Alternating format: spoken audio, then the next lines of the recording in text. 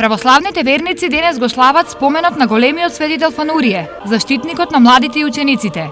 Во 14 век е пронајдена иконата од него, од митрополитот Нил на Родос.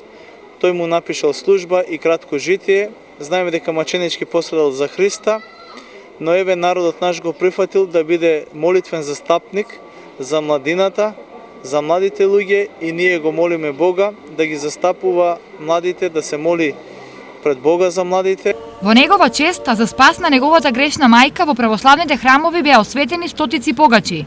Пред иконата на Свети Фанурие погачи имаше со различни вкусови и рецепти. Погачата треба да биде пресна, може и квасече, и сода, такво сол, шикер, темјан, лемон. Но очекувањата и желбите на верниците главно беа слични. За здраве, за среќа, за деца, за фамилија, се најубаво.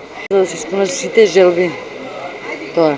Најмногу за помош и подкрепа на Свети Фанурие му се молат младите. Со мама замесивме погачка, дојдов да се помолам за здравие за учебната година.